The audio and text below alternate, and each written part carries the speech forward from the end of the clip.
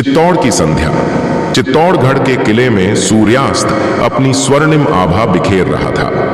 अरावली की पहाड़ियों के बीच स्थित यह दुर्ग वीरता और त्याग की अनेक कहानियों का साक्षी था। इसी किले की ऊंचाइयों से एक युवती धीरे धीरे नीचे की ओर देख रही थी।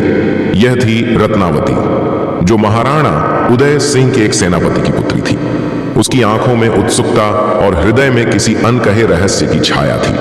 उधर किले के दूसरे छोर पर महाराणा प्रताप अपनी तलवार को धार दे रहे थे। युद्ध उनके जीवन का अभिन्न अंग था, लेकिन आज उनके मन में एक अजीब सी बेचैनी थी। उन्हें लगा जैसे कोई उनका नाम पुकार रहा हो। वह उठे और महल की ओर बढ़ चले। अध्याय 2। प्रथम मिलन रात्रि के समय राजमहल में एक विशेष आयोजन था।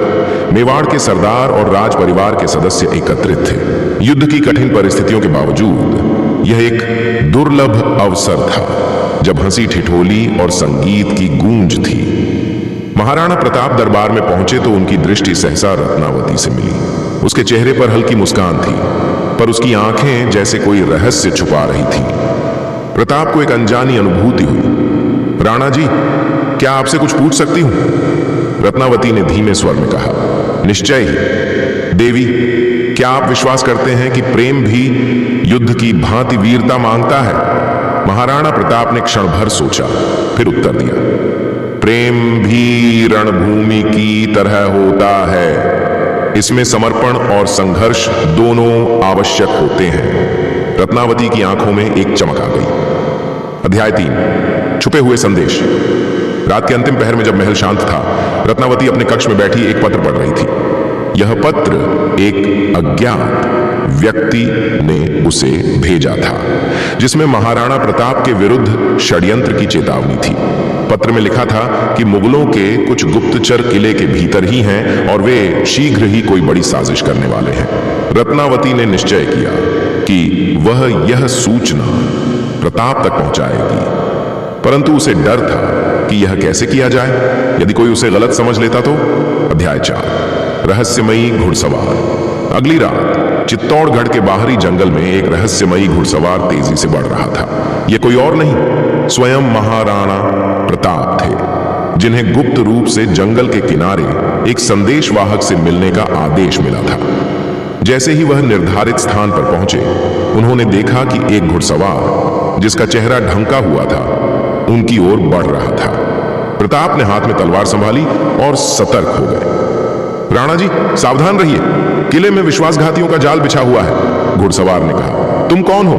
प्रताप ने तलवार तानते हुए पूछा।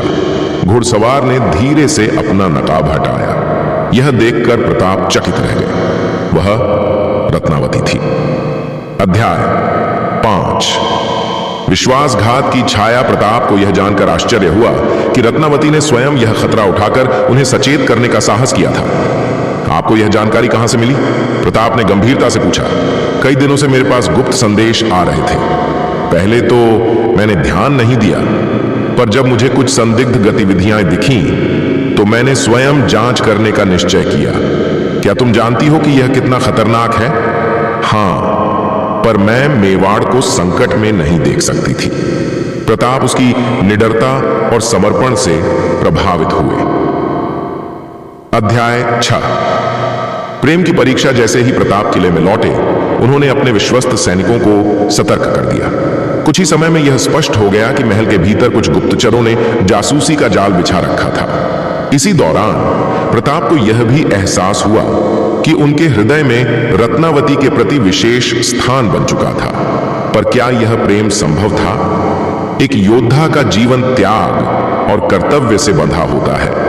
प्रताप ने निर्णय लिया कि वे अपने कर्तव्य को प्रेम से ऊपर रखेंगे, लेकिन अपने मन की भावना को अनदेखा भी नहीं कर सकते थे। अध्याय 7। अंतिम युद्ध और प्रतिज्ञा। कुछ ही दिनों में युद्ध की घोषणा हो गई। मुगल सेना मेवाड़ पर चढ़ाई कर रही थी। महाराणा प्रताप ने अपनी सेना को संगठित किया और युद्ध भूमि की ओर प्रस्थान किया।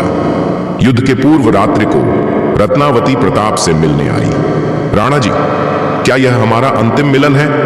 प्रताप ने उसकी आंखों में देखा और कहा, यदि मेरी तलवार चली तो विजय होगी, यदि मैं गिरा तो मेरा आत्मबल जीवित रहेगा, परंतु मेरा प्रेम वह सदा अमर रहेगा। रत्नावती की आंखों में आंसू थे, लेकिन उसने गर्व से कहा, यदि आप युद्ध भूमि में अजेय बनकर लड़ेंगे तो मैं भी यहां अटल रहूंगी, मेवाड़ की रक्षा के लिए। अध्याय 8। अमर प्रेम और विजय की गाथा। युद्ध भीषण था। महाराणा प्रताप ने वीरता से लड़ाई लड़ी और दुश्मनों को परास्त किया, परंतु इस संग्राम में उन्हें कई हानियां उठानी पड़ी। जब वह वापस चित्तौड़ लौटे तो उन्हें झांत हुआ कि रत्नावती को दुश्मनों ने बंदी बना लिया था। प्रताप ने अपने सैनिकों के साथ उसे मुक्त करवाया, लेकिन यह अनुभव उनके प्रेम की परीक्षा जैसा था। मैं जानता हूं कि एक योद्धा का जीवन प्रेम से अधिक कर्तव्य से बंधा होता है, प्रताप ने कहा। रत्नावती ने मुस्कुराकर उत्तर दिया, परंतु प्रेम ही वह शक्ति है जो कर्तव्य को निभाने का साहस देती है। इस प्रकार प्रताप और रत्नावती का प्रेम केवल हृदय का संबंध नहीं था, बल्कि यह त्याग, समर्पण और कर्तव्य की अमर गाथा बन गया।